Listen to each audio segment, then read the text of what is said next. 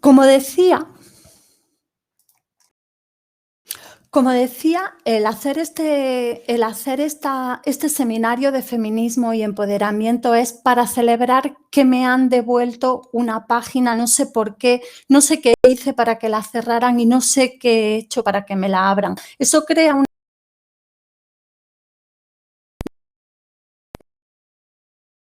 que yo tengo o lo que ha hecho que Especialista llegue a tener la cantidad enorme de seguidoras y seguidores que tiene, es que siempre he abierto este espacio para que cada quien comparta su inquietud, para que pregunte y yo explique, para que compartamos dudas, para compartir la alegría, la pena, la tristeza, el activismo, la idea de feminismo, la inquietud, para compartir todo. Pero ¿qué pasa? Que compartir todo en abierto, en un espacio público al que cualquiera tiene acceso, tiene una contrapartida y es que nos exponemos sobremanera.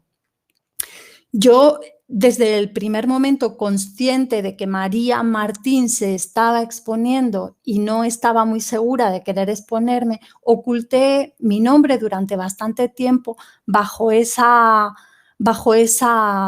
firma de Especialista en Igualdad, que ahora se ha convertido en un reconocimiento de autoridad, y a veces cuando voy a algún sitio a dar una conferencia, a hacer una charla, a impartir un taller, hay gente que cuando nombro especialista me dice: ¡hala, pero que tú eres de Especialista! Pero si yo soy tu seguidora desde el año catapum chin chin, pero si yo soy no sé quién en las redes. Y eso crea unas sinergias maravillosas. Así que yo he querido hacer algo parecido, pero con esta formación, no en abierto, sino encerrado, de una forma un poco más pequeña y un poco más íntima, para que no sea tanto Especialista en Igualdad quien abre el espacio, sino María Martín, que os agradece de forma personal que estéis apoyándola, compartiéndola y reconociéndole autoridad. Y por eso voy a responder de manera personal las dudas y las inquietudes que me habéis ido dejando. Voy a poner aquí qué temas me habéis sugerido. Como digo, esa documentación la tenéis disponible en el enlace de acceso del curso, pero también voy a enviarla después a vuestro correo electrónico. Lo que me habéis sugerido es lo siguiente, y sobre todo me emociona no solamente que hayáis tomado la molestia de responderme y de compartir este tiempo, sino que me hayáis respondido desde medio mundo. Luisa, desde Colombia, me proponía que hablara de estrategias de empoderamiento y pensamiento de las mujeres en otras partes del mundo. Aquí encontramos, primero voy a hacer un repaso general, no os preocupéis, no voy a teneros aquí hasta las 5.000 horas, pero primero voy a hacer un repaso general a todas estas preguntas porque vosotras mismas, si anotáis, os daréis cuenta de que hay un hilo común conductor. Yo, conforme me iban llegando, y el orden en el que están aquí ha sido el orden en el que me han llegado al correo electrónico esas consultas, yo misma me iba dando cuenta conforme llegaba cada correo electrónico que, aunque pareciese en un principio que el tema era diferente, en el fondo había dos grandes líneas, y estoy casi segura de que conforme vaya pasando y veáis cada duda, llegaréis a una conclusión muy parecida a la mía. Os invito, por ejemplo, a que intentéis, cada vez que yo lea una pregunta o cada vez que aparezca una pregunta ahí en la pantalla, si dice Luisa Colombia, estrategias de empoderamiento y pensamiento de las mujeres en otras partes del mundo, que intentaseis poner el número 1 por el número de pregunta y definir o utilizar solamente una o dos palabras que resuman esa duda. Creo que podría ser un ejercicio muy interesante de concreción que os podría ayudar a ir catalogando y ver si después esa catalogación que yo he hecho y la que hacéis vosotras, previa a contestar a cada una de esas preguntas, coinciden. Así que no es obligatorio hacerlo, pero yo os invito a que lo hagáis porque puede ser un ejercicio muy interesante. María, desde España, y no soy yo porque yo ya tengo no las preguntas que hay aquí, sino un montón de ellas más. María nos habla del empoderamiento del empoderamiento en la política, sobre todo dentro de los partidos. Edna, desde México, nos hablaba de cómo pasar de la denuncia a las marchas en la calle a hacer algo que cambie las leyes e incida en la vida de las mujeres. Cómo podemos cambiar la educación que reciben niños y niñas en las escuelas, no solo desde el discurso, sino trabajando en el interior de esas escuelas y de los ministerios que tienen a cargo todo eso.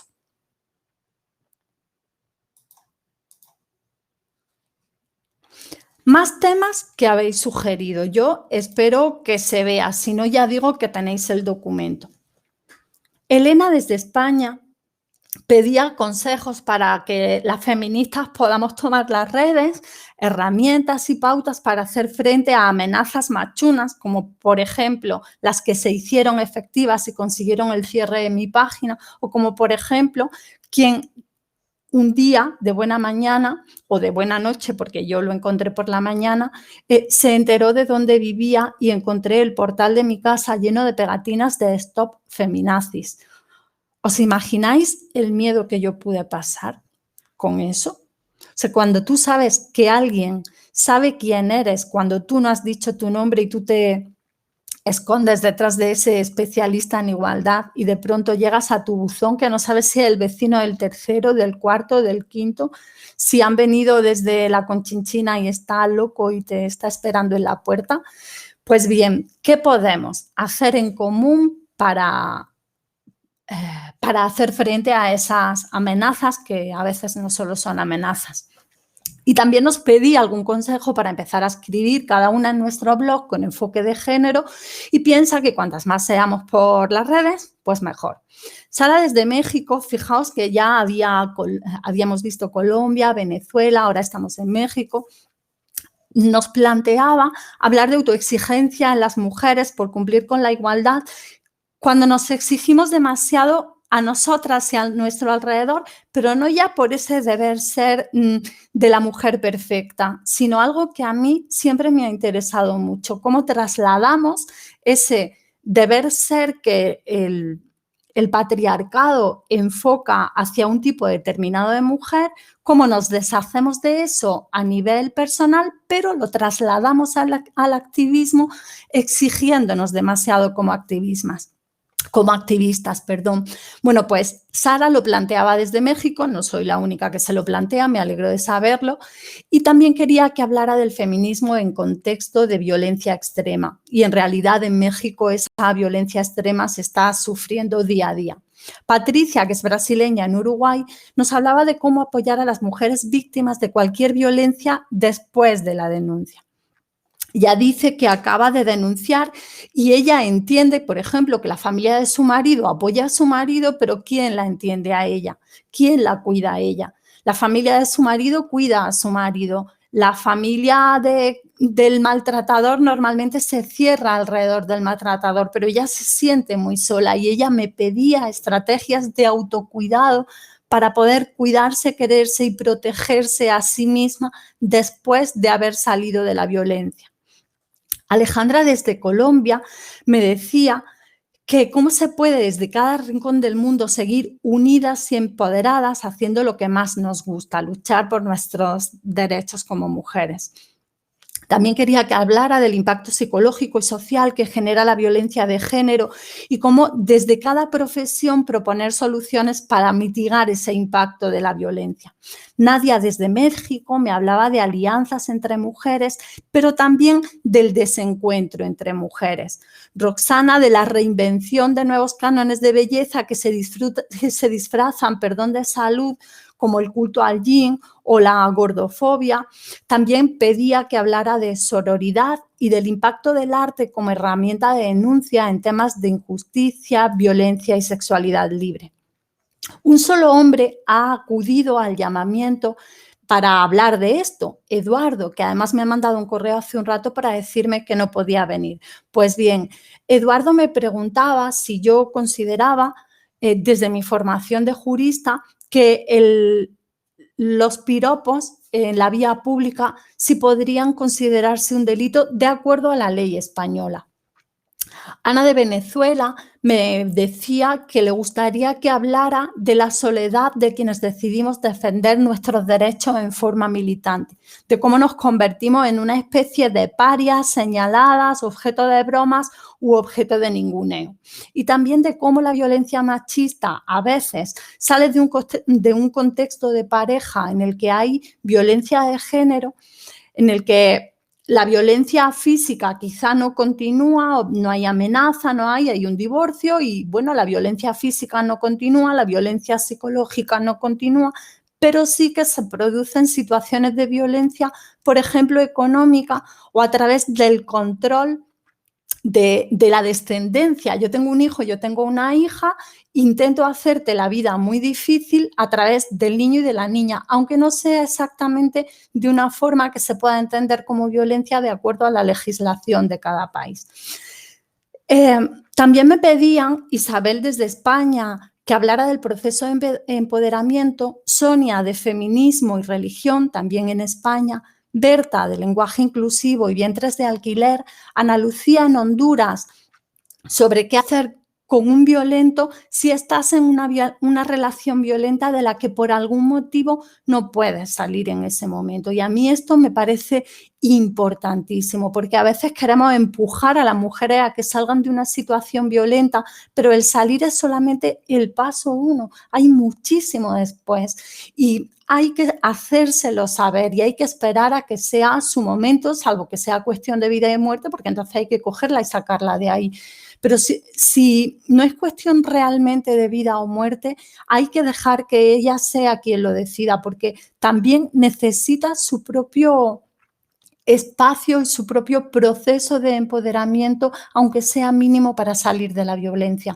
No puedes decirle, deja de hacer lo que te dice el maltratador y empieza a hacer lo que te digo yo, porque eso es pan para hoy y hambre para mañana. Así que me encanta esta pregunta que se plantea muy pocas veces, porque siempre se habla de la salida de la violencia, pero no de cómo se puede minimizar el contexto dentro de la propia situación violenta para poco a poco ir saliendo, ir preparando el camino y tener cierto nivel de control cuando tú ya has salido de ahí. Y eso se sabe con formación y con información. Pero bueno, vuelvo sobre eso un poco más adelante.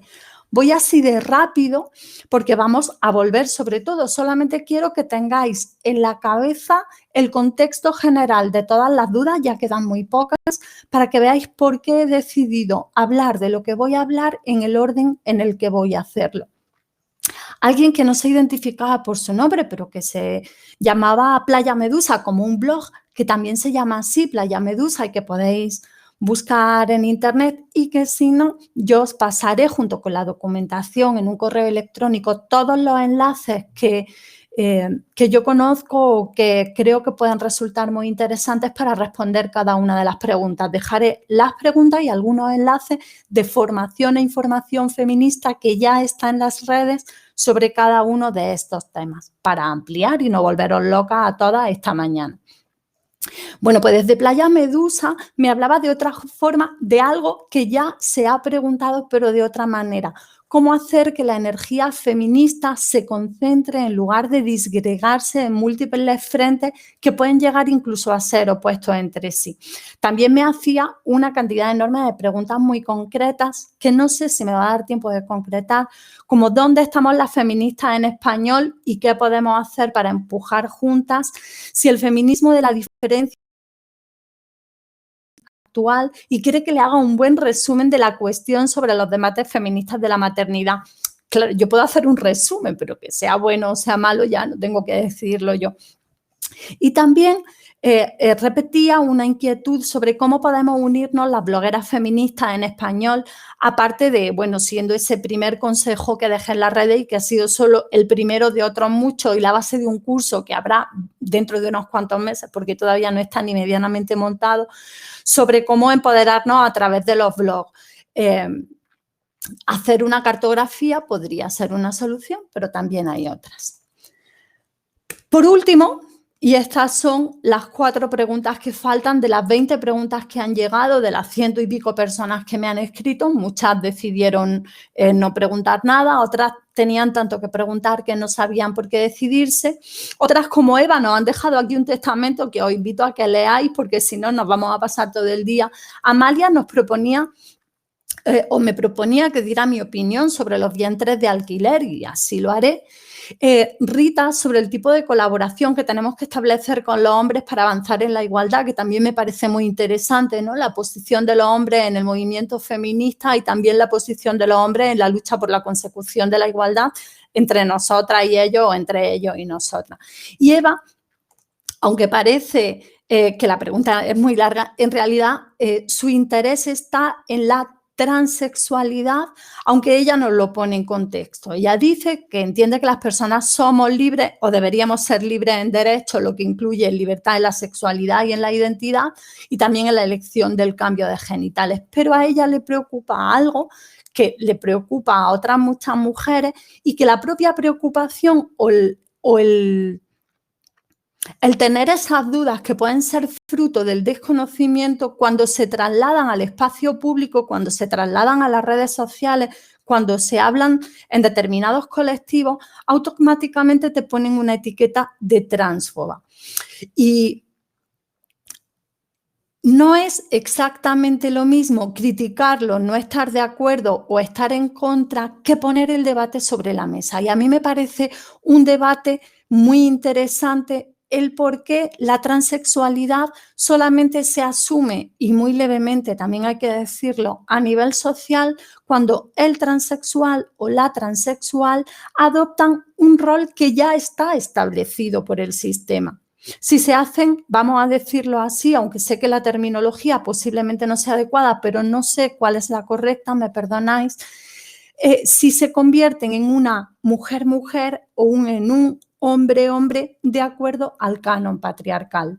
Y ella se pregunta si ese asumir una sexualidad o una identidad de género diferentes, en cierto modo, no invisibiliza el trabajo que se ha hecho por esa desaparición del género como construcción social. Y es cierto que este debate, que puede ser constructivo y que puede ser amplísimo y que puede ser enriquecedor, y que quienes no entendemos estamos ansiosas por saber, normalmente cuando se plantea no deriva en una profundización, sino en un ataque. Tú eres una transfoba, tú estás en contra. No, yo quiero entender, por favor, desmonta lo que el sistema ha montado en mi cabeza y ayúdame a entender cuál es tu construcción personal. Porque estamos en una posición en la que en muchísimas ocasiones, y yo me lo encuentro continuamente, no sabemos.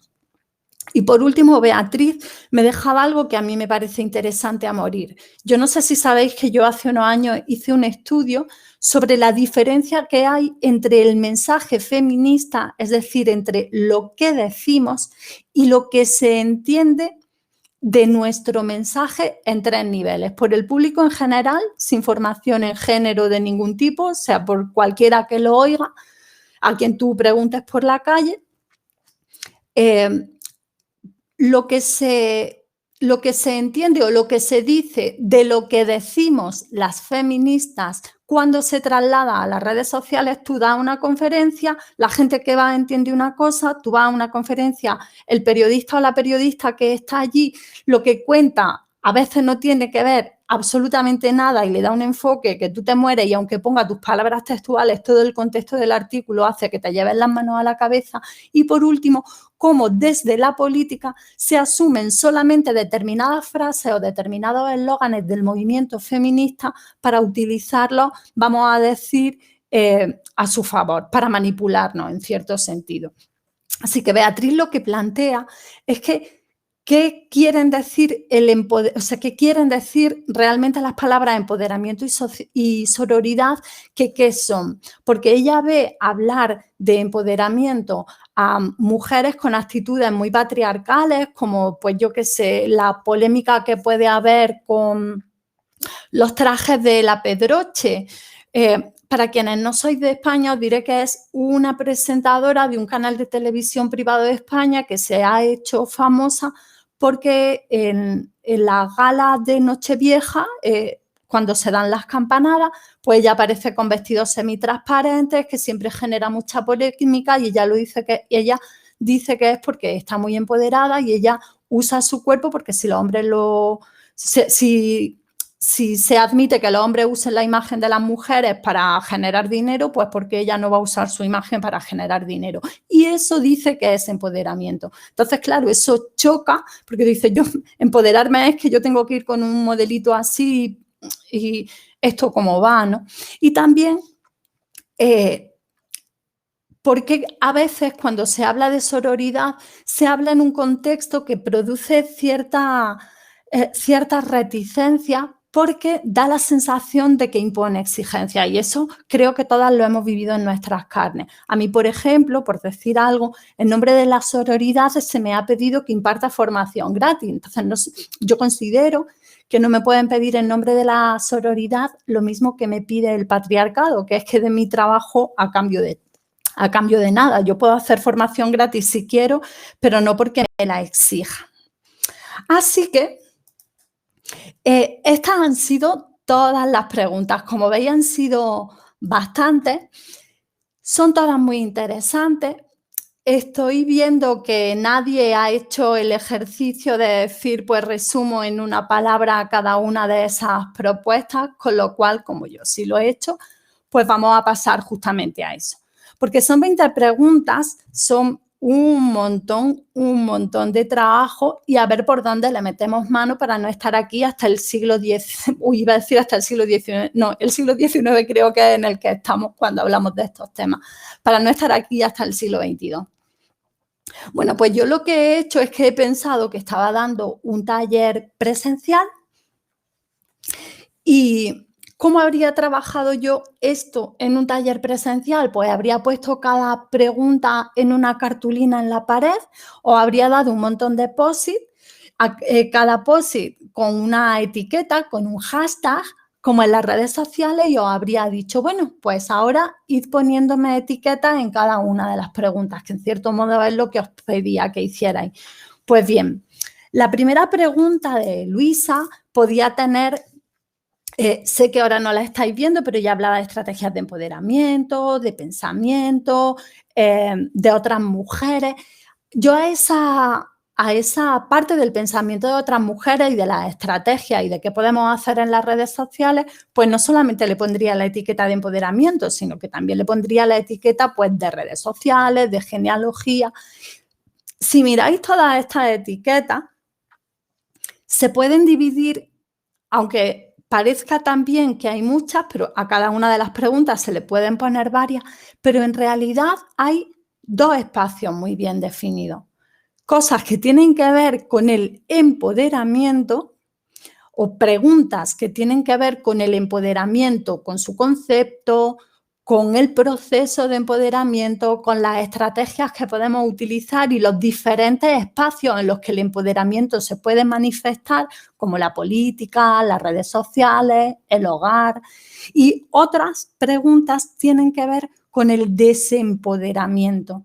El desempoderamiento en la política, el desempoderamiento a través de nuestros cuerpos, sea por vientres de alquiler, sea porque nos piropean por la calle, sea porque no nos dejan desenvolvernos en el espacio público, sea porque la transexualidad está demonizada, pero son espacios de desempoderamiento. Así que tenemos, por supuesto, la violencia de género como el desempoderamiento absoluto. Así que he decidido meterle mano hablando de empoderamiento, desempoderamiento y los diferentes espacios del empoderamiento y del desempoderamiento.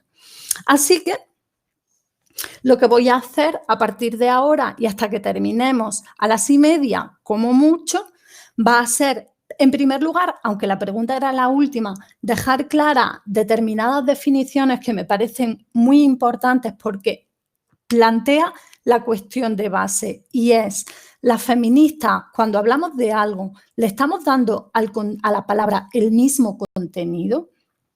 Si yo hablo de igualdad, si yo hablo de empoderamiento, si yo hablo de desempoderamiento, si yo hablo de violencia, ¿Todas estamos entendiendo lo mismo? Puede que sí o puede que no. Por lo tanto, yo lo que voy a hacer es contaros cuando yo hablo de esto, desde dónde hablo. Eso no quiere decir ni que sea la única definición, ni que sea la definición correcta, sino lo que yo entiendo y lo que yo aplico en mi, como diría, en mi trayectoria personal. Al empoderamiento le puedes dar 1.000.000 de definiciones, al poder le puedes dar 1.000.000 de definiciones, puede que todas fuesen válidas, pero no todas son válidas para mí.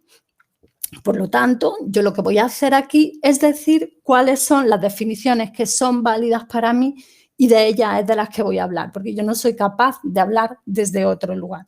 No sé si este planteamiento os parece correcto o no.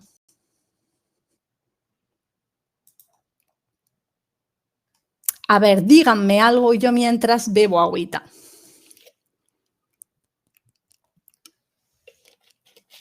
Ok, ¿os parece bien? No sé si el resto de la gente se ha dormido. ¡Hola! ¿Estáis despiertas? Sí, bien, me alegro muchísimo. Muy bien, pues entonces, dado que ahora sí estáis despiertas, todavía no he conseguido echaros para irme un poquito antes, pues voy a seguir. He puesto una imagen que yo utilicé, pues son un grupo de mujeres saliendo de una fábrica en la que estaban haciendo armamento en Londres durante la Segunda Guerra Mundial. Una de esas fábricas que se habían quedado vacías porque los hombres estaban en la guerra, que las mujeres ocuparon por necesidad como una forma de ayudar a su país porque no iban al frente y de las que después las echaron porque ya venían los hombres y donde hubiera hombres, ¿para qué querían mujeres, no? Y a mí me gusta mucho esa imagen porque yo no sé si os ha pasado alguna vez eso de ir 7 amigas juntas y que pase un señor y que os diga, ¿dónde vais tan solitas? ¿Qué pasa? Que vamos solas si no vamos con un hombre. Es que a mí me ha pasado en un autobús de chicas que jugábamos a balonmano. Irnos subiendo todas en el autobús y pasar un señor y decir, ¿dónde vais tan solitas? Un autobús de tías. Y nos dijeron dónde vais tan solitas porque no llevábamos ningún señor que nos acompañara. Yo creo que eso es, o ese es uno de los momentos, ese es uno de los momentos en los que realmente te das cuenta de en qué situación o en qué contexto se sitúa el sistema. Porque parece que son cosas que nos inventamos, pero tú te imaginas que vaya un autobús lleno de jugadores de rugby y que les digan dónde vais tan solitos. Ya no te digo un autobús, o sea, 5 señores juntos, 5 chicos juntos, 2 hombres juntos y que les digan dónde vais tan solitos porque no van con una mujer. Así que yo creo que estaría bien empezar por hablar de poder, empoderamiento y sororidad, que son 3 palabras que yo voy a utilizar mucho y que yo utilizo continuamente. Empoderamiento, ya sabemos que tiene bastantes definiciones, que así suena, o sea, que dicho así sabemos que es una traducción del inglés, que también se traduce como apoderamiento y que quizás sería un poco más correcto en castellano.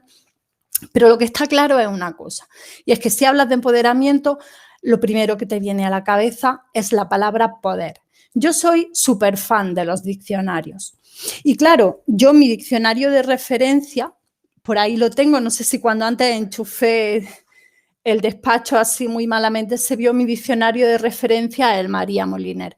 Pero cuando haces estudios de género, lo oportuno normalmente no es ir a quien imaginas que te va a dar, entre comillas, la razón, sino analizar dónde está implementado el sistema. Y el sistema está implementado en los diccionarios canónicos. No hablo solamente del diccionario de la lengua del DRAE, del diccionario de la Real Academia de la Lengua Española, sino también de los diccionarios básicos que manejamos en el día a día.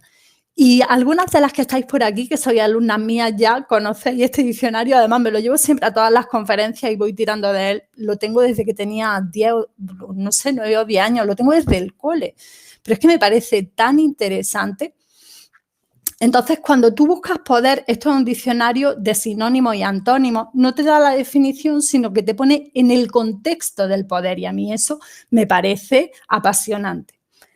Te dice que el poder es derecho, eficacia, mandar y potencia. Esos son los 4 sinónimos principales de poder en el diccionario de Sopena, que es como la referencia.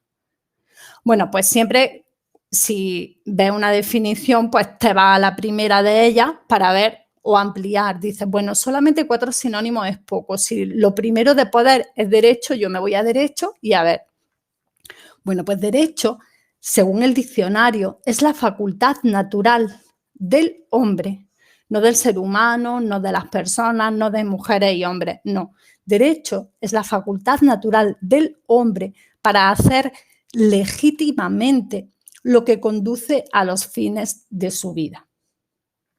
Si lo miramos desde esta perspectiva, ya vamos sabiendo que si hablamos de poder o hablamos de empoderamiento, si el empoderamiento es el proceso de la toma de poder, pues sería el proceso para llegar al derecho, a la eficacia, al mando, a la potencia vital y la facultad natural, en este caso del hombre, para hacer legítimamente lo que conduce a los fines de su vida. Una persona empoderada es una persona que tiene el derecho para hacer con legitimidad lo que conduce a los fines de su vida.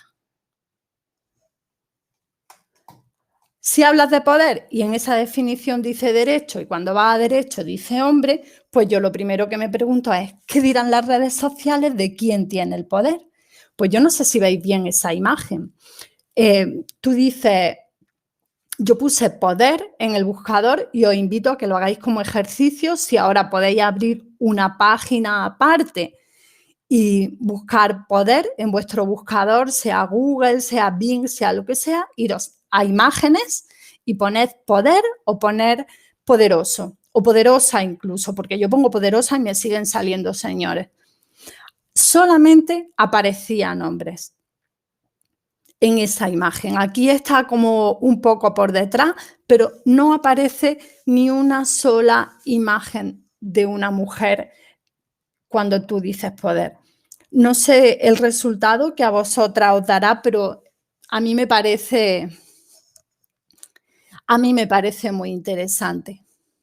Mira, en poderosa, claro, porque hay una mujer poderosa, efectivamente. Si pones poder, difícilmente al poner poder aparecerá una mujer.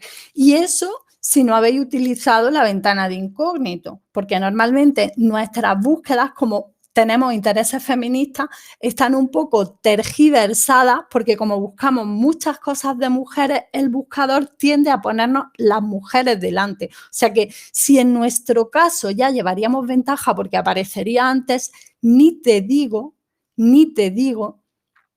lo que puede salir en el buscador de un machirulo. O sea, puede ser tremendo. Así que cuando hablamos de empoderamiento, hay 2 cosas diferentes, que son la teoría, o sea, qué dice en teoría o qué se supone en teoría que es el empoderamiento, que es una palabra que se recupera de los movimientos de liberación de las personas afroamericanas en Norteamérica y que empieza a utilizarse en ese contexto y que hasta Beijing, hasta el año 85, no empieza a utilizarse en un contexto feminista a través de determinados movimientos de mujeres indias.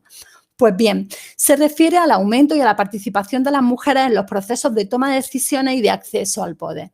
Vuelve a estar aquí, porque cuando hablas de poder también puedes hablar de poder en muchos sentidos. En un principio, ese acceso al poder era un poder más bien colectivo, de visibilidad, de ocupar cargos públicos, de estar en las instituciones para intentar cambiarlas de dentro. Eso en un principio.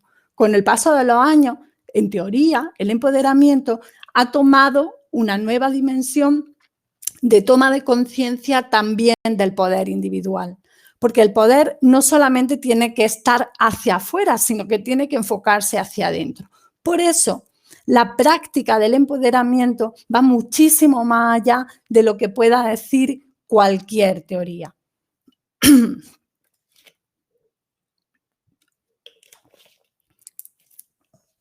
Laura, no te preocupes que se está grabando. Un besito y muchísimas gracias por venir. Cuando hablo de empoderamiento en la práctica, lo que yo entiendo por el empoderamiento es la facultad de, de habilitarse, de autorizarse, no solamente así, sino también de dar poder y autoridad al resto de las mujeres. La dimensión práctica del empoderamiento para mí consiste en lograr, en consistir que las mujeres no flaqueemos, no seamos víctimas de chantaje, no seamos hostiles emocional o ideológicamente, que no nos expongamos a la violencia porque la reconozcamos, que seamos conscientes de que tenemos el derecho de salir de la violencia, de que tenemos el derecho a decir que no, de que tenemos el derecho a protegernos, tenemos el derecho a ser egoístas, tenemos el derecho a avanzar en nuestras convicciones, lo diga quien lo diga. Tenemos el derecho de apartarnos de la generalidad de la gente y dentro de esa generalidad de la gente hay algo muy, muy, muy importante y es que también tenemos el derecho de apartarnos de los movimientos feministas en la totalidad de sus propuestas. Tenemos el derecho de estar dentro del activismo feminista y no manifestarnos como parte de una de sus facciones, vamos a decirlo así. O sea, yo tengo la posibilidad de ser disidente respecto del sistema, pero también respecto del propio movimiento feminista. Y yo creo que el empoderamiento es el derecho de saber que tenemos la capacidad de decidir y el derecho de decidir, no solamente frente al sistema, frente al patriarcado, sino también frente a nuestras pares. Y eso creo que es lo que se nos olvida muchas veces. Y eso es lo que nos lleva a la sororidad, porque para mí la sororidad es la capacidad no solo de autorizarnos a nosotras, sino de autorizar a nuestras hermanas. Porque la sororidad no es decir que lo que hacen las mujeres siempre está bien, la sororidad no es darnos la razón como idiota, la sororidad es dar a la hermana, dar a la otra mujer la capacidad de decidir lo que quiera. Porque yo tengo el derecho de ser una mujer activista de izquierda, pero también he luchado para que otras mujeres tengan el derecho a ser de derechas. Y eso no hace que mi lucha sea menos válida. Y eso no hace que su lucha sea menos válida. Y eso no hace que mi crítica sea inexistente, sino que mi crítica será por ser de derechas, no por ser mujer de derechas, que parece que eso se nos olvida. Esa es mi manera de entender la sororidad, porque yo estoy trabajando para que todas las mujeres puedan decidir lo que les dé la gana, que sean lo que quieran ser, que a lo mejor yo no estoy de acuerdo en que haya unas fuerzas de represión del Estado, yo no estoy de acuerdo en que haya un cuerpo militar, pero si hay una mujer que decide ser militar, yo voy a apoyarla en su decisión porque ese es un espacio en el que el sistema no la quiere. Y yo como mujer creo que tengo el derecho de apoyarla en su decisión, porque yo estoy trabajando para que ella tome la decisión de estar donde le dé la gana, no de que deje de hacer lo que el sistema la obliga para hacer, lo que yo como activista feminista decido que es bueno para ella. Eso para mí es la sororidad. Pero vamos a recordar dónde estábamos. Estábamos en que el poder es derecho, eficacia, mandar y potencia y el derecho era la facultad del hombre para hacer legítimamente Hay otros sinónimos de derecho. Potestad, poder, prerrogativa, fuero, título, autoridad. He hablado de autoridad un montón aquí. Atribuciones, jurisdicción, dominio. Pero hay un sinónimo de derecho que es opción y son libertades. Y son reivindicaciones, y ahí es donde nos situamos todas. Así que el empoderamiento de la mujer, de las mujeres, es un proceso a la vez, y aquí ya respondemos a algunas de las preguntas porque ya hemos dado una definición, ya estamos hablando de ese proceso de empoderamiento, es un proceso, el empoderamiento es a la vez el camino y la meta.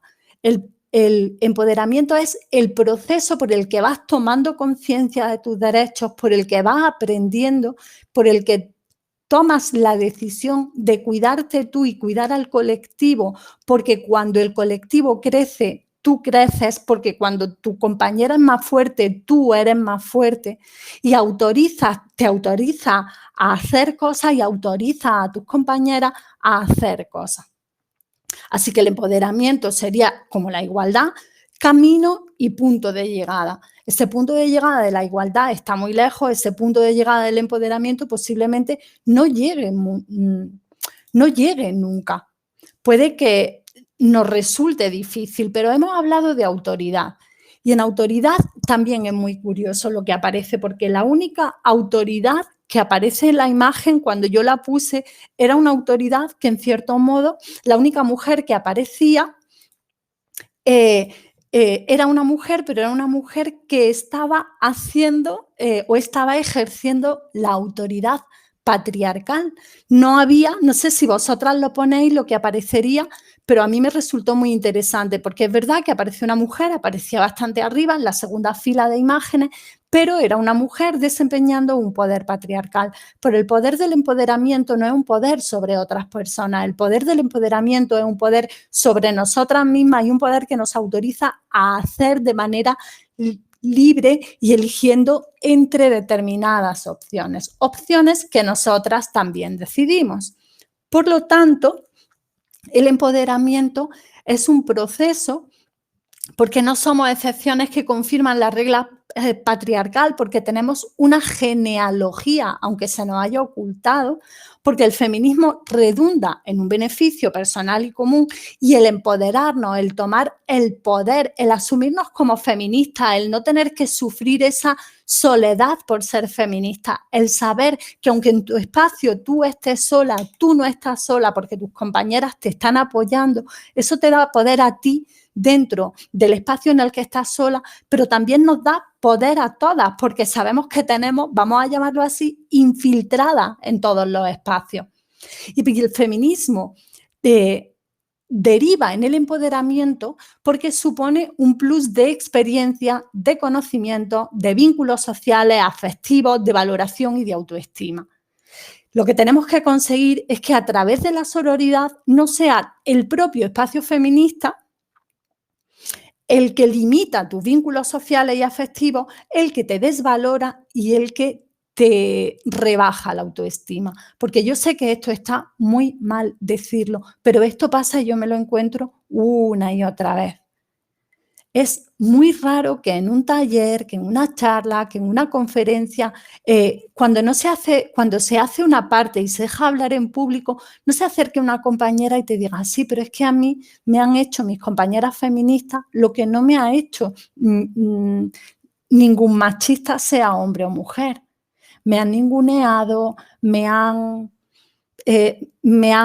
puesto zancadillas, me han hecho sentir como una mierda, me imponen obligaciones, si falto a una manifestación porque quiero descansar ya se lía padre, y eso es un problema. El resultado del empoderamiento como punto de llegada, vamos a decirlo así, lo que hace es afirmar los derechos humanos, nos convierte en sujetas políticas, nos sitúa en el espacio del autocuidado y el poder personal y nos une en el cuidado colectivo.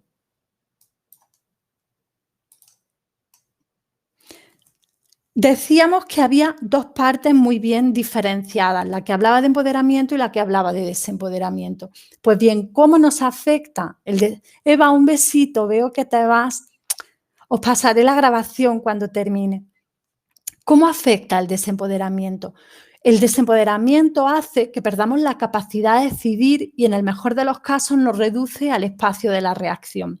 Y eso me traslada a otra pregunta. ¿Cómo crear esas sinergias o qué podemos hacer para no ir siempre detrás? Para poder situarnos en la agenda política, tenemos que ser nosotras quien vayamos marcando los tiempos y decidamos de qué se va a hablar.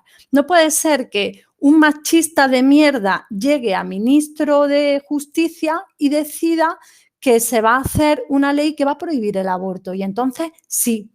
Pues cuando hay un enemigo, toda unida. ¡Oh, contra el aborto! Y allá vamos todas. Y es magnífico. Ahora, los vientres de alquiler, una manifestación. ¡Oh!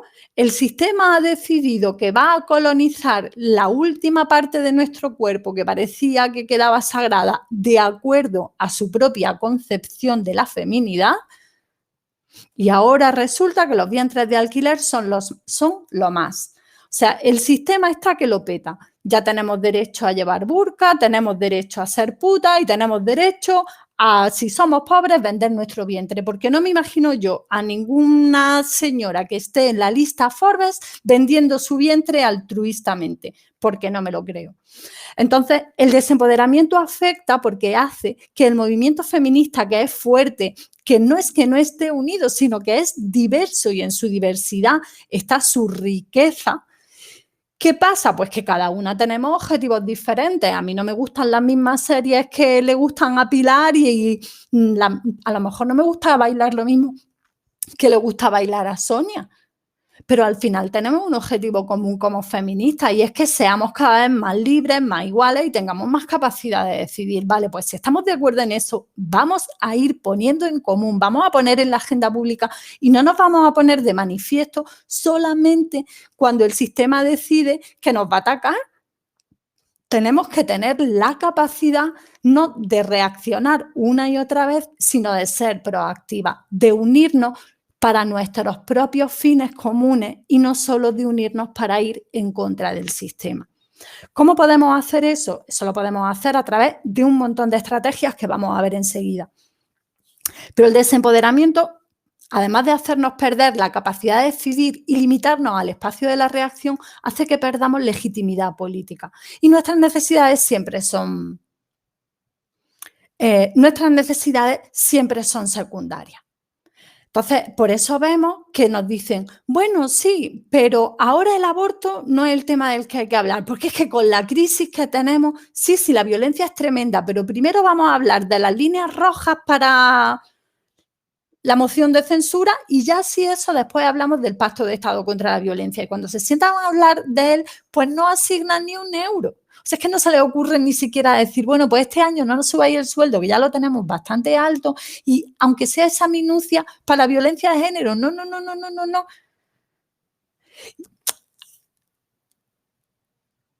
Reaccionamos y no somos proactivas. Nuestras necesidades siempre son secundarias y se ven como una exigencia y ya están las feministas pidiendo, ya están con sus cosas y perdemos autonomía personal y colectiva. ¿Por qué? Pues porque cada vez que una mujer sea feminista o no sea feminista, me da igual, es juzgada y criticada en público, rara vez se la juzga o se la critica por lo que hace, sino por lo que es. Y Soraya Sáenz de Santamaría, que a mí personalmente me cae como dos patadas en el culo, para quien no sea de España, es la vicepresidenta del gobierno. Bueno, pues esa señora, que a mí me parece un personaje político nefasto, cuando fue nombrada vicepresidenta del gobierno hace 2 legislaturas, lo primero que se le reprochó por parte de mujeres de izquierdas fue que acababa de parir y había dejado a su hijo en casa. ¿Qué se podía esperar de una mujer que deja a su hijo en casa recién nacido? No la estaban criticando por ser liberal, no la estaban criticando por ser de derecha, no la estaban criticando porque nos estaba llevando al recorte de derechos y de libertades más grande que ha habido en España desde la dictadura franquista. La estaban criticando por mala madre. Y yo busco su imagen y lo que veo son memes en los que hablan de lo fea que es, de lo bajita que es, de lo gorda que es, de lo que gesticula. Y yo no veo esa misma actitud. Yo no sé cuántos hombres se han dedicado a la política al día siguiente de ser padres. No tengo ni la menor idea, porque nadie habla de eso. Por eso el desempoderamiento, incluso cuando criticamos a una mujer que no es de nuestro espacio feminista, a una mujer absolutamente machista y absolutamente patriarcal, tenemos que tener siempre muy alerta los sentidos para criticarla por lo que hace, no por lo que es. Si tú puedes criticar, yo puedo criticar o yo creo que puedo criticar a cualquier mujer siempre que la critique por su actitud, no por el ser, porque a las mujeres al hombre le han dedicado el sistema, el patriarcado, al hombre le dedica el espacio del hacer. Los hombres pueden hacer, hacen una cosa mal. Y si después hacen una cosa bien, pasan a la historia por lo que hizo bien, como Churchill, ganó la guerra. Nadie se acuerda de que en Birmania hizo una matanza, varias matanzas de cientos de miles de personas. Pero Churchill, madre mía, qué estadista. Victoria Kent, una de las referentes del feminismo español. ¿Y qué sabemos de ella? Una mujer que ha luchado por los derechos de las mujeres de todas las clases, una mujer que ha sufrido el exilio, una mujer que fue magnífica en su tiempo, empoderada, feminista, empoderadora de todas las mujeres. ¿Y qué recordamos de ella? Que votó en contra del voto femenino.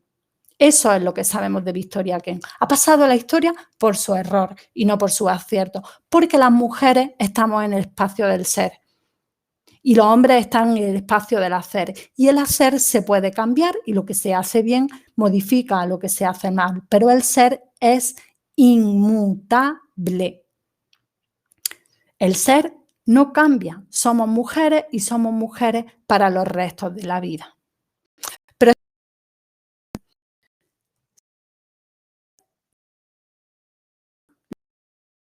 ¿Cuáles son?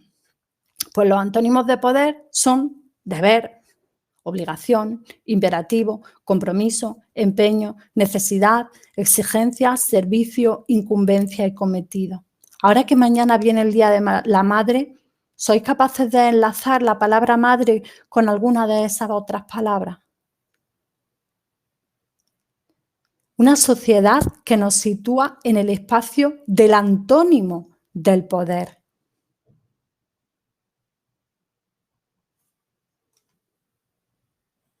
Veo que estáis debatiendo, pero si leo pierdo completamente el hilo, con lo cual pues yo leeré todo después y si queréis que debatamos, pues debatimos. Así que estamos en un sistema que está basado en nuestra ausencia de poder. En cada una de nosotras, por micromachismos, como los piropos en la calle, que lo que hacen no es decirnos si somos guapas o feas, lo que nos hacen es decirnos, estáis en un espacio en el que podemos juzgaros solo porque no es el vuestro. Por eso yo considero que la ley española sí que podría considerar como una intromisión en la intimidad el piropo callejero. Porque da igual que el piropo sea para decirme bien o para decirme mal. Yo no soy un banco, yo no soy una estatua pública. Yo, aunque esté en el espacio público, yo no soy pública. Pero también esa ausencia de poder se manifiesta como violencia personal dentro de la pareja y fuera de la pareja. Y nos planteaban algo que era importantísimo. ¿Qué haces cuando estás dentro de la pareja pero sabes que no es el momento? Yo estuve en una pareja, bueno, yo no sé si esto lo he dicho alguna vez y se va a quedar grabado, pero bueno, tampoco pasa nada. Yo estuve en una relación violenta durante infinidad de años, infinidad de ellos. Y desde que yo tomé la decisión de me voy a ir, hasta que yo salí de esa relación violenta, pasaron 3 años. 3 años en los que yo cada día tomaba una pequeña decisión para avanzar, una pequeña decisión para avanzar. Y yo no tenía información y no había Google y yo no sabía cómo salir de allí, yo no tenía un espacio de apoyo alrededor, yo no sabía nada. Así que tenemos que dejar el espacio. Para la compañera que dejó la pregunta, cuando termine la videoconferencia voy a dejar un enlace porque yo ya hice una especie de guía de los pasos que había que dar cuando decidía salir de una relación violenta, pero mientras todavía estaba en ella. Por ejemplo, el ir juntando toda la documentación posible que te puede hacer falta de médicos, de bancos, de hipotecas, toda la información económica, el dejar si puedes, el que alguien tenga copias de toda tu documentación, todo eso es muy importante, porque no hay una forma de arreglar una relación violenta. quedarse en una relación violenta, planear estrategias dentro de una relación violenta no es una opción. La única opción de una relación violenta es cuándo vas a salir de ella. Es la única decisión que se puede tomar. Salgo hoy, salgo mañana, mi vida corre peligro, mi vida no corre peligro. ¿Tengo tiempo de hacer una estrategia y buscar una red de apoyo o no la tengo y tengo que acudir a las instituciones y hacerlo sobre la marcha? Esas son las únicas decisiones que cabe tomar. Me encanta que estéis ahí debatiendo, pero tengo la sensación de que no estáis escuchando nada de lo que digo. ¿Queréis que abramos el debate y terminamos ya? De todas formas, tenéis la documentación. Es que veo que seguís ahí hablando todavía de Soraya y de conciliación y entonces pues quizás sería más productivo abrir el debate, abrimos los micrófonos, habláis de lo que os interesa, porque a lo mejor estoy soltando un rollo que no os interesa para nada. Ok. Vale, que no es una amenaza para nada, ¿no? Que yo lo único que intento es que no sea lo más productivo posible, que no es esto de o jugamos al escatergory como es, se acepta pulpo como animal de compañía o me voy, ni muchísimo menos. Pero bueno, para estar segura de que os interesa de cómo va la cosa. Ok. Perfecto, es que veo que salta el chat y como que los ojos no puedo evitar que se me vayan. Bueno, pues muchísimas gracias. Lo que decía, eso que te comento de las estrategias para salir de una relación violenta, lo tengo todo escrito desde hace un montón de tiempo, entonces lo que voy a hacer, como he dicho, es de cada una de las preguntas, porque claro, yo aquí lo que he hecho ha sido sacar cosas comunes, porque si respondo a las 20 podemos estar aquí 7 años. Lo que sí voy a hacer es, como yo ya he hablado de todo esto infinidad de veces y en realidad lo que me estáis pidiendo era mi opinión, pues lo que voy a hacer es dejaros cada una de las preguntas con un montón de enlaces en los que veis información sobre el tema. ¿Que queréis información adicional? Pues también podemos hacer una cosa. En un espacio que ahora después compartiré cuando terminemos, cabe la posibilidad de abrir encuestas y decir, oye, pues quiero que hablemos de esto, pues me interesa este otro tema que no se ha tocado o se ha tocado de forma muy superficial y seguimos debatiendo. Pero como decía, tenemos que ser muy conscientes de que estamos en un sistema que está basado en nuestra ausencia de poder. Ausencia de poder en el espacio público en todos los sentidos. Porque había una compañera que preguntaba cómo empoderarnos en los partidos políticos. Yo creo que solamente hay una forma de empoderarnos en los partidos políticos y es que el partido político que sepa que va en contra de los derechos de las mujeres tenga la conciencia clara de que todas las mujeres, sean o no de su partido, van a ir en su contra. Porque si el Partido Popular propone una ley del aborto y sabe que va a tener enfrente no solo a las mujeres de otros partidos, sino también a las del suyo y a todas las mujeres de todos los movimientos de la calle, eso haría que se lo pensara 2 veces. Pero además eso nos daría poder a todas las mujeres, no solamente en los partidos que no son, entre comillas, afines, sino también en los que no lo son. Y las mujeres que están dentro de los partidos y que sufren la doble militancia, que es tremenda, que hacen un trabajo ingente por conseguir la mínima cuota de poder, que se las ningunea, que se las empuja, que se las arrastra, que se les hace todo lo que os podéis imaginar y que cuando llegan a una cuota de poder es porque normalmente han estado transigiendo con el sistema en todo o en parte. A esas mujeres, si supieran que para llegar ahí no necesitan el apoyo unánime de los hombres, sino que tienen el apoyo unánime de las mujeres, otro gallo nos cantara. Porque entonces las mujeres que llegarían al poder no serían exclusivamente o casi exclusivamente mujeres patriarcales, sino que mujeres feministas podrían llegar al poder porque desde todos los espacios se las estaría apoyando. Es la única estrategia posible, no hay otra y yo sé que es muy difícil, pero en otros países se hace una bancada feminista o una bancada femenina, porque lo de feminista también crea reticencia en todos los ámbitos. Se hace una bancada femenina y los partidos políticos saben que si ponen una sola medida que va en contra de los derechos de las mujeres, la bancada femenina está en contra y no consiguen nada. Esa para mí sería la única estrategia. Si a alguien se le ocurre otra, yo estaré encantada no solo de escucharla, sino de darle publicidad a los cuatro vientos. Además de los micromachismos, de la falta de poder político, de la violencia personal dentro y fuera de la pareja, de los múltiples deberes ser dentro y fuera de una misma. Quienes han sido mis alumnas, de las que hay aquí, que hay algunas, saben que yo hablo una y otra vez del patriarca interior. El peor patriarcado no es el que está fuera y nos impone el deber, porque los deberes que se nos imponen desde fuera, en cuanto llegamos al movimiento feminista, en cuanto nos concebimos como feministas, en cuanto cuestionamos el sistema, lo vemos con claridad. El problema es el pepito grillo que tenemos dentro. El pepito grillo que hace que, vale, a mí mi marido no me dice lo que tengo que hacer, pero como me lo diga la presidenta de la asociación, me tiemblan las rodillas. Porque a mi marido le digo que hoy no hago la comida, pero me tiemblan las rodillas y no soy capaz de decirle a la presidenta de mi asociación, a la vicepresidenta de mi asociación, que yo no voy a participar en las actividades de este fin de semana porque estoy de manifestaciones de 3 personas en la plaza de mi pueblo hasta la cocorota. Entonces, trasladamos toda la carga del deber ser de que el sistema antes hacía que pusiéramos en la familia, la trasladamos al activismo. Y si antes nos sentíamos culpables por dejar las ropas sin planchar o los platos sin fregar al salir de casa, ahora nos sentimos culpables cuando no vamos a la manifestación de turno. Y entonces, no solamente tenemos que empoderarnos frente al sistema, sino que tenemos que, o al patriarcado del sistema, sino que también tenemos que deshacernos de nuestro patriarca interior. Y ese, queridas mías, tela marinera.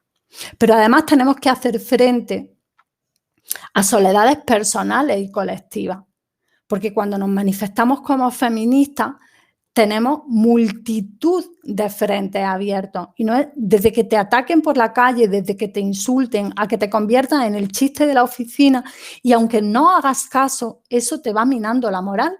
Y tenemos que estar fuertes, tenemos que estar unidas, tenemos que tener la autoestima bien alta y tenemos que tener un espacio de cuidado en el que podamos desenvolvernos y podamos hablar de esto con naturalidad, no para quedarnos en el activismo, sino para ponerlo de manifiesto, darnos cuenta de que no es un problema personal, de que no es algo que me pasa a mí con mis compañeras, es algo que nos pasa a las mujeres en los espacios. Y eso lo tenemos que saber y no lo podemos saber si no lo ponemos en común. Y también porque el sistema ha hecho que nos desempoderemos porque ha establecido el autodescuido como una pauta normalizada. Porque sí, por un lado te impone el cuidado externo. Tenemos que tener suave desde el último pelo de la cabeza hasta la uña, que hay limas para tener las uñas suaves. Es que ya es el colmo, es que la gente se está haciendo operaciones de blanqueamiento anal. Es que hemos llegado a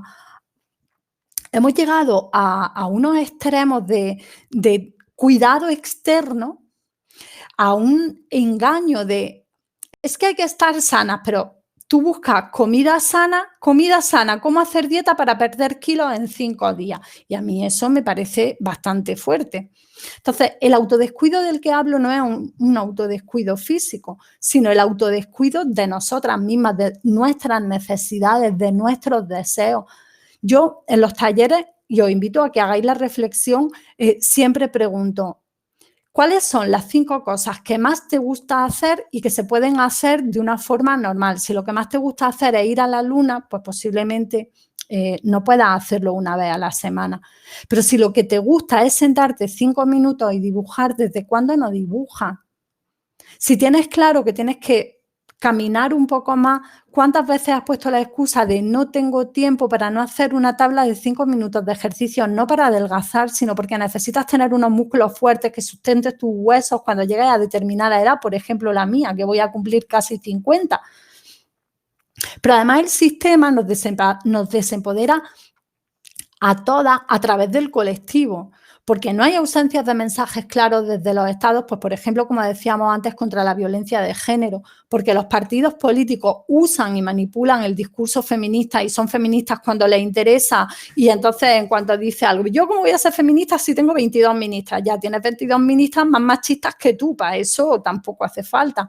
Pero además estamos ausentes del lenguaje, no solo de forma real, sino simbólicamente.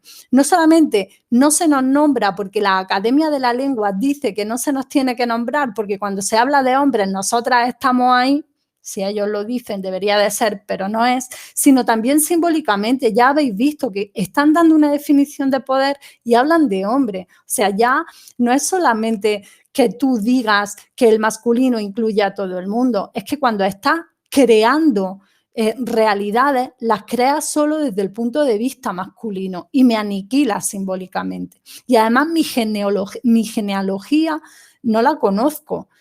Y yo terminé la carrera de Derecho y yo no había estudiado una sola jurista, ni un solo libro de una sola mujer, y yo no sabía ni quién era Olympia de Gouges, aunque me explicaron la Revolución Francesa.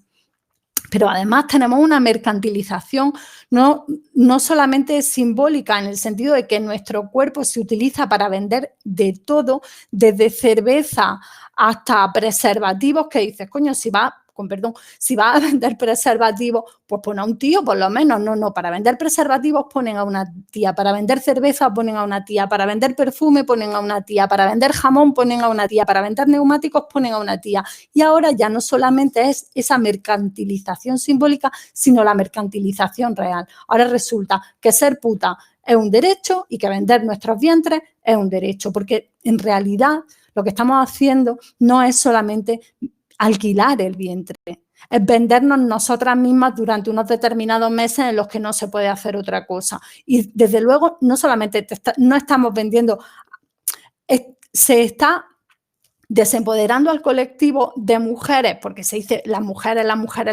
pero sabemos de quiénes estamos hablando. Estamos hablando de las mujeres pobres. Y también hay una cosa que me parece sumamente hipócrita por nuestra parte, y es el absoluto interés por los vientres de alquiler que nos ha dado ahora, porque la polémica se ha puesto de moda en España, pero en Latinoamérica y en otros países que no están en la situación económica ni en la situación de poder que están nuestros países, porque en ese sentido somos privilegiadas, llevan sufriendo eso infinidad de años y llevan intentando ponerlo en sus agendas políticas muchísimo tiempo. ¿Y sabéis el caso que le hemos hecho desde Europa? Ninguno. Por último, tenemos la gran máquina de desempoderar, la religión. Yo no sé si todas las religiones, porque no las conozco todas, pero las religiones mayoritarias, prácticamente todas, y desde luego las tres grandes religiones monoteístas, han basado todo su permanecer en el tiempo y toda su preeminencia la han basado en una alianza del poder religioso con el poder político en uno u otro sentido. Y ya sabemos que estamos ausentes del espacio de poder, por lo tanto estamos ausentes del espacio de la religión y por lo tanto la religión, para poder mantener su poder político y sobre las personas, necesita tener subyugadas a las mujeres de una forma o de otra. Yo entiendo perfectamente que haya mujeres feministas que se consideran pertenecientes a una religión y creo, aunque yo no veo la manera o yo no entiendo cómo, pero sí que entiendo su necesidad de ser feminista dentro de su creencia. De la misma manera que entiendo la necesidad de que haya feministas en espacios que a mí me parecen absolutamente patriarcales, como la primera mujer feminista que entró a la universidad, que era un espacio 100% patriarcal, y hay mujeres en el ejército que es un espacio patriarcal, y hay mujeres en el ámbito del conocimiento que es patriarcal, y es que todos los espacios son patriarcales. Todos son patriarcales, todos nos desempoderan. Lo que pasa es que ahora hay algunos que nos parecen menos patriarcales porque los hemos ido ocupando, pero desde el primer momento eran 100% patriarcales. ¿Quién nos dice que en algún momento la entrada de mujeres en determinadas religiones no consiga que haya cambio? Yo no veo cómo, porque no es un espacio que yo comparta, no entiendo la creencia, pero sí que creo en la posibilidad, porque las mujeres cuando queremos hacer algo, lo hacemos. Y cuando tenemos el apoyo de otras, está. Y yo tengo la experiencia de una alumna absolutamente cristiana, y aquí hay otra compañera que creo que comparte un espacio con ella, que al principio cuando nos mandaba bendiciones, a mí me ponía hasta los pelos de punta, porque me daba repelús. Pero yo sé que vive su fe profundamente y sé que dentro de su espacio ha conseguido, incluso dentro de su comunidad religiosa, hacer charlas contra la violencia de género, charlas de empoderamiento, que haya en misa, en el altar por delante, el 25 de noviembre, una pancarta de apoyo a la lucha contra la violencia de género. Hay comunidades en las que eso no es posible, pero si ella lo ha conseguido en la suya, bienvenida sea, porque a mí todos los espacios de trabajo me parecen óptimos. Así que, y con esto ya termino, creo que las estrategias que hay que buscar pueden ser tanto colectivas como individuales. No podemos asumir, y esto yo creo que tenemos que tener la conciencia súper clara, no podemos asumir la responsabilidad de la totalidad de lo que pasa a nuestro alrededor, porque tendemos a intentar cambiarlo todo. Y todos los espacios son patriarcales, en todos los espacios hay problemas, pero muchas veces tenemos que hacer oídos sordos u oídos ciegos y no tenemos que pelear todas las batallas, porque esta es otra de las grandes mentiras patriarcales, que si podemos hacerlo, tenemos que hacerlo. No. Tenemos que poder, tenemos que querer y tenemos que tener la capacidad. Mi abuelo siempre decía que cuando no sabes qué hacer ante algo, tienes que preguntarte, quiero, puedo, debo, y que gane la mayoría. Porque a lo mejor debes, pero ni quieres ni puedes. ¿Por qué te vas a jugar el pellejo en un espacio en el que sabes que si te manifiestas como feminista te va a caer la del pulpo y te van a hacer la vida imposible? ¿O por qué vas a rechazar un trabajo porque es de publicista en un sitio que hace anuncios machistas? Es que tienes que comer. Es que tenemos que darnos cuenta de que no podemos asumir la responsabilidad de la totalidad. Tenemos que tener la suficiente conciencia de nosotras mismas como para saber cuál es el espacio que queremos trabajar y como para no trasladar nuestra responsabilidad a todos los espacios. Igual que la familia, las madres se preocupan si dos tías terceras se han peleado porque lo mismo ella podía haber hecho algo, porque fíjate, si yo no hubiera dicho no sé qué, que son tus primas terceras, mamá. Que no te preocupes, que si se han enfadado, pues que se enfaden. Bueno, pues esto es igual. O sea, no tenemos que asumir la responsabilidad de todo, de que las hermanas se lleven bien, de que, bueno, pues en nuestros espacios activistas es lo mismo. Tenemos que marcarnos pasos pequeños en todos los espacios. ¿Qué queremos trabajar? La genealogía, pues guay. ¿Qué queremos trabajar? La sororidad, estupendo. ¿Qué queremos trabajar? El autocuidado. Yo hace un año, me puse el objetivo para cuidarme físicamente y encontrarme mejor de salud porque estaba muy agotada y estaba hecha polvo. Dije, bueno, pues la famosa cosa esa de las 5 piezas de fruta o verdura cruda al día. Dije, bueno, pues me voy a poner como objetivo tomar las 5 piezas esas de fruta o verdura al día. Ese es el objetivo máximo, pero el objetivo mínimo pues va a ser tomar una. Y consideraré que lo he cumplido cuando esté durante un mes tomando eso todos los días, ¿no? Bueno, pues llevo un año y nunca he tomado menos de una, pero jamás he llegado a 4. Ni una sola vez me he tomado las 5 piezas. Pero bueno, son mis objetivos pequeños, medibles, para cuidarme y pues voy a caminar todos los días. No puedo caminar 1 hora ni irme 7 días a la semana al gimnasio, pero sí que puedo caminar 5 minutos. O puedo hacer un ejercicio maravilloso de estiramientos por la mañana. O simplemente estirarme antes de levantarme. ¿Sabéis lo que empodera eso? ¿Sabéis que cuando ocupamos el espacio, nuestro cerebro, cuando pasan 17 segundos, lo registra como una muestra de poder? ¿Por qué os creéis que los tíos se espatarran? No porque sepan que tienen que estar determinado tiempo espatarrados ocupando el espacio, sino que ya lo asumen como propio. Entonces, toman el poder con su postura corporal. Estiraros por las mañanas. Pues mira qué sencillito. Pues ahora todas las mañanas me voy a estirar. Bueno, pues algo es algo. Pero además tenemos las redes, no solamente las redes sociales, sino las redes fuera. Yo nunca estoy más contenta que cuando vi que proponía una actividad de hacer y se repetía en 12 ciudades del mundo, o que las tertulias feministas han llegado a hacerse en 18 ciudades promovidas por especialistas en igualdad, y que hay gente por medio mundo.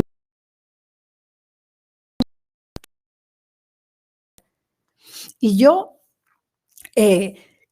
creo que el resultado es que cuando sabemos que tenemos esos espacios,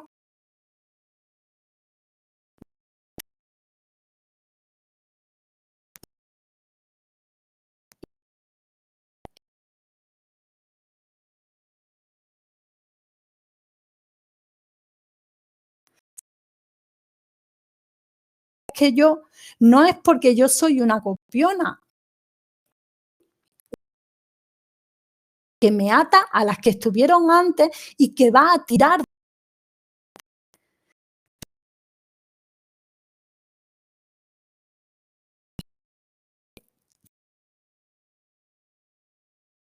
y hablar de los vientres de alquiler y alquiler en lugar de salir 10 empresas a su blog feminista hablando de vientres de alquiler y diciendo que eso es una mierda contra las mujeres y contra los derechos humanos, pues según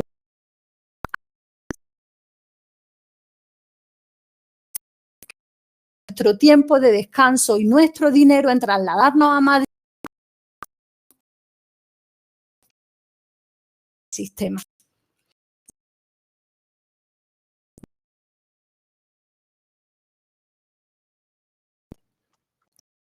Me interesan mucho y lo sabéis. Hacer mucho énfasis en las redes sociales a partir de ahora, en especialistas. Voy a enseñar trucos de cómo podemos tener más visibilidad en las redes, cómo podemos utilizarlas como espacio de empoderamiento personal y colectivo, cómo podemos crear estrategias, cómo podemos hacer visibilidad y genealogía feminista de forma coordinada para no quedar dispersas en las cientos de miles de millones de páginas que hay en Internet, pero también, y por qué no, en un momento de crisis, cómo podemos utilizar el feminismo y las redes sociales para convertirlo en una fuente de ingresos. Porque es que yo alucino cuando hay gente que dice, no voy a poner anuncios en mi blog porque es que es una página. A ver si te crees que te vas a hacer rica poniendo anuncios en el blog. Punto 2. Tú sabes que si pones anuncios, Google piensa que ahí hay negocio y pone tu blog más arriba que si no los tiene. O sea, esto es cuestión de saber cómo funcionan las redes, cómo funciona el sistema patriarcal y cómo podemos aprovecharnos de él y ser proactivas y utilizar el viento a favor en lugar de ir con el viento en contra. Porque vosotros, madre mía, ahí me ha salido una cifra que desde luego ni es mucho ni es poco porque es imposible. Pero bueno, lo que tenía que haber puesto ahí es 21.000 personas, ¿es mucho o es poco? Pues no lo sé si es mucho o es poco. Si pensamos en una página más chirula que se llama Feminazis Everywhere, que la cerraron un día y al día siguiente tenía 87.000 seguidores, pues entonces 21.000 personas son muy pocas. Pero también, si tenemos en cuenta que mi página ha estado cerrada durante 16 meses, que la abrieron hace apenas 2 semanas y que en 2 semanas he pasado de 19.000 y pico a 21.000 personas, que me di cuenta ayer y los ojos se me salían de la órbita, pues yo creo que es muchísimo. Margaret Mead, una antropóloga feminista, decía que no dudes nunca de que un pequeño grupo de personas conscientes y comprometidas pueden cambiar el mundo. De hecho, esa es la única forma en la que el mundo cambia, cuando un grupo de gente consciente y comprometida decide que va a cambiar las cosas. Así que vamos a empezar a cambiarla, o yo os propongo que empecemos a cambiarla a nivel personal. Cuando hacíamos los talleres de empoderamiento personal de la ABC, había un cuadernillo de ejercicios para practicar el empoderamiento. Y a mí había una cosa que me llamaba mucho la atención, y es que había algunos ejercicios que cuando yo los propuse me Los propuse porque en algún momento yo los había hecho, pero a mí no me habían resultado especialmente efectivos. Pero yo me di cuenta, yo debo de ser una excepción, que al 90% de mis alumnas esos ejercicios le abrían la mente y les hacía llegar a otra dimensión de conocimiento de su propia persona y de introspección personal. Y eran todos los ejercicios que tenían que ver con el arte y con la creatividad. Alguien me decía que qué pensaba del arte como una herramienta para, para hacer denuncia. Yo tengo dos referentes en eso que son básicos, seguramente conoceréis muchos más, pero hay una artista mexicana que se llama Sonia Félix Cherit, que basa todo su arte en la vagina y me parece interesantísimo, que ha conseguido revelarse incluso al poder político y hizo una propuesta de taller con chicos y chicas que estaban en situación de, pues que habían estado en centros sociales, que venían de familias violentas, era como un paso previo, una especie de reformatorio en el que se les proponían talleres, e hicieron un taller de paisajismo en el que se plantaron un montón de flores maravillosas, hicieron un trabajo en todo un monte, en Zacatecas, ella es de Zacatecas, en México, y cuando en primavera floreció, lo que floreció en aquel monte fue una vagina gigantesca rodeada de flores. Y aquello fue la bomba. Creo que arrancaron hasta la última flor de la vagina, que de cerca no se veía, de cerca, y allí estaba el señor que lo inauguró.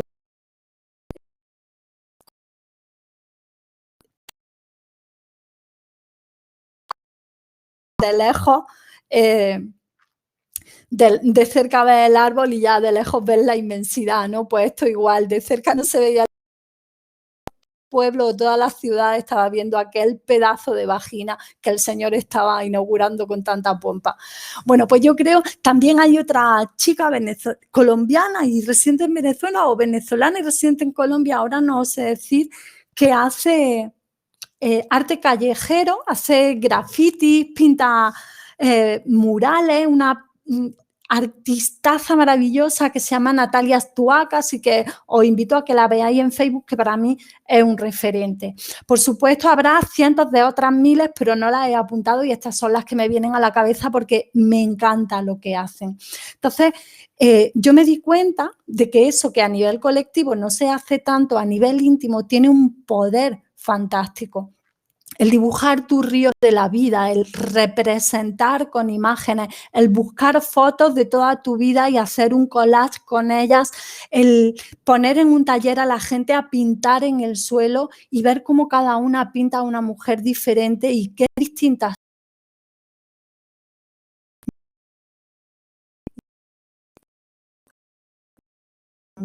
Porque el empoderamiento, volviendo a aquello que decíamos, hace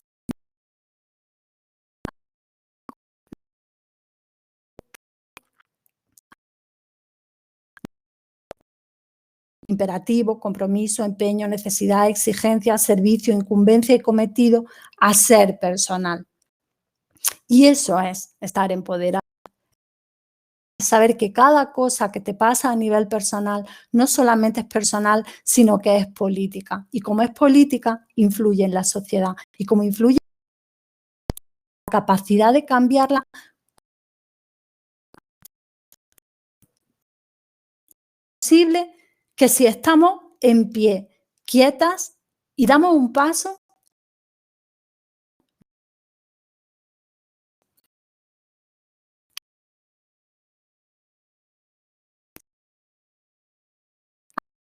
son esos pasos que queremos dar y darlos.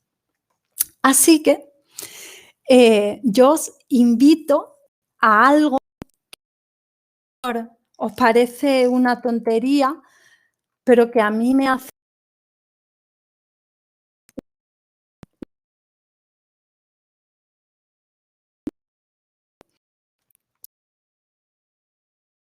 cuidado, una tribu para detonar a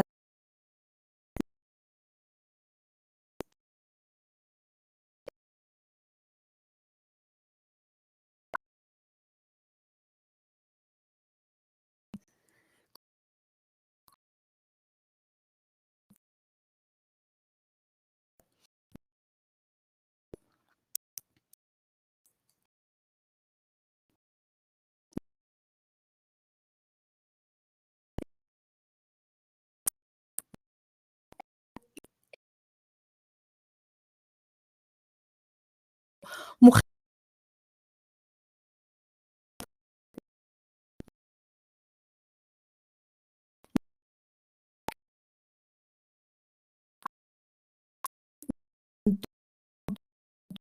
documentos, vamos a compartir ejercicios, vamos a compartir experiencias. Y ahora ya, después de todas esas incidencias, después de haber hablado durante una hora, creo que he respondido prácticamente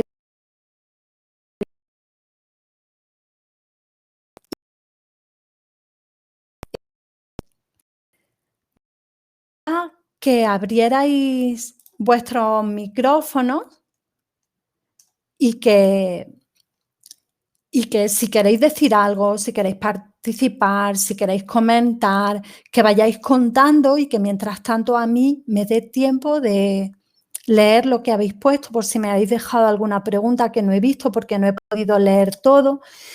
Y solamente tenéis que pedir acceso al grupo porque está cerrado. No invitéis a gente a lo loco, no es un grupo para todo el mundo, es un grupo de verdad para gente que quiere trabajar. No quiero que entre cualquiera y os suplico el compromiso. Ya lo he puesto en el grupo, cuando entréis lo podéis ver, que lo que pasa en la tribu se queda en la tribu, porque no podemos permitir que alguien cuente algo en eso como un espacio de intimidad. Y quiero que sea un espacio de autocuidado. Es verdad que no he dicho cómo veo el espacio que utilizan los tíos en el movimiento. No lo he dicho porque tengo un montón de artículos escritos sobre el tema y lo iba a enlazar, pero bueno, sí es cierto que lo digo. Pues yo pienso que, en contra de lo que piensa muchísima gente, y esta es mi postura, como he dicho, no tiene que ser ni la postura general, ni esta es la única válida, ni nada que se parezca. A mí me parece muy bien. Yo considero que sí hay hombres feministas que quieren, tan feministas como puedo serlo yo, en el sentido de que no habrán sufrido las discriminaciones que yo he sufrido como mujer, pero es que yo también soy machista. Yo tengo infinidad de tips machistas en la cabeza, en mi forma de ser. Mi patriarca interior me pilla todo el cuerpo, tengo con él unas conversaciones y unas peleas que te mueres, y a veces me desespero y digo, en la vida voy a conseguir ser la mujer que quiero ser. Yo también soy machista y me considero feminista a la vez. Porque para mí el feminismo es una forma de estar en el mundo, y considero que puede haber hombres que estén en el mundo con esa misma decisión. Lo que me parece mal son los hombres que llegan al feminismo y dicen a las mujeres lo que tienen que hacer, o los hombres que llegan al feminismo y ocupan el espacio. Los hombres que llegan al feminismo y aprovechan que tienen la voz que les da el sistema, no para hablar con otros hombres, sino para poner su voz por encima de la voz de las mujeres. Pero, dicho esto, considero que un hombre tiene derecho a estar en el feminismo de la misma manera que nosotras tenemos derecho a establecer espacios de cuidado o espacios de reflexión en los que no entren hombres porque nos sintamos más seguras sin ellos. Así que creo que ahora ya sí he hablado casi de todo. Me he dejado un poco al lado lo del feminismo y la religión, pero bueno, sí que he dicho lo que pienso de las religiones, ¿no? Como espacio de empoderamiento. Si alguien quiere hablar, puede pedir la palabra o puede decirlo ahí, yo puedo responderlo con toda tranquilidad. Siento no haber sido muy clara en el tema de la transexualidad, pero es porque no tengo una posición definida y no es mi campo de experiencia. No sé si es el vuestro y podríais darle respuesta a esta compañera. Yo tengo más dudas que otra cosa. A veces cuando he intentado aprender del tema se me ha atacado, se me ha hecho transfoba, no se me ha permitido plantear mis cuestionamientos, que posiblemente sean machistas, pero necesito saber dónde flaquean. No sé de verdad si me dejo algo. Sé que he pasado también muy por encima sobre la estrategia y cómo podemos establecer redes, pero es que ya tengo en mi cabeza una serie de posts en el blog, porque es un tema súper largo, no a todas os interesa. Y Susana, yo creo que si buscáis el grupo os debe dar la posibilidad de pedir la asistencia. Si no, intentaré localizaros en Facebook, pero me tendríais que decir cuáles son vuestros usuarios, porque solamente tengo vuestro correo electrónico.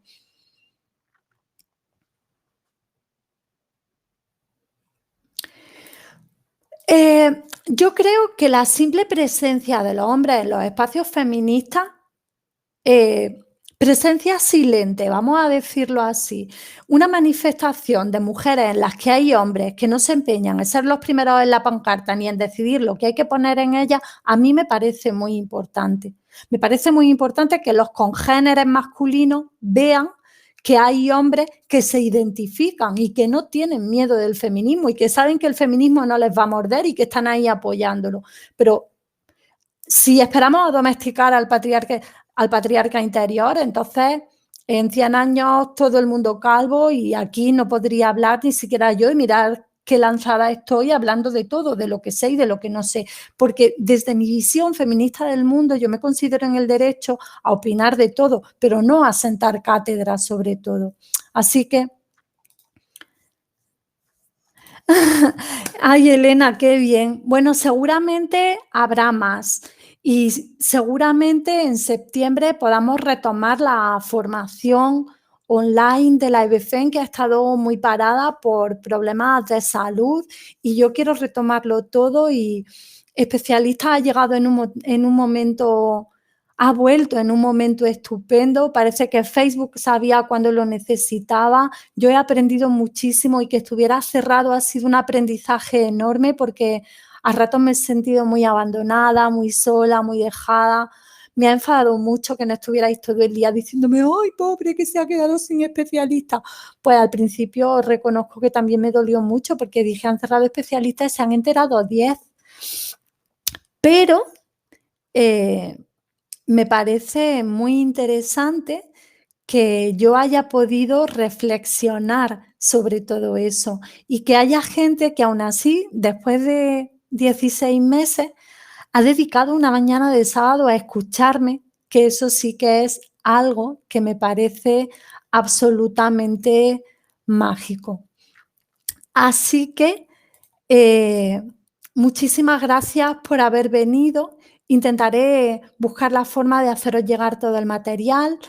Espero, por favor, que si no podéis entrar al grupo, me lo hagáis saber y nos localicemos de alguna otra forma. El correo electrónico es especialistaenigualdad@gmail.com, así que podéis escribir ahí y decirme, María, que no estoy. Y simplemente aviso para los señores que se han unido que lo primero que vamos a hacer como actividad colectiva en el grupo es decidir si la mayoría desea o no que sea un espacio mixto o solo de mujeres. Os pido por favor respeto para la decisión que se tome, pido que nadie se moleste porque se haga la pregunta, pero yo en este momento mi prioridad es que las mujeres encuentren un espacio de cuidado. Si consideran que se sienten lo suficientemente cómodas con hombres participando en él, yo estaré feliz porque me gustan y prefiero los espacios mixtos. Pero si la mayoría deciden que el espacio será solo de mujeres, pues el grupo será solamente para mujeres. Por lo demás, muchísimas gracias a todo el mundo por estar aquí.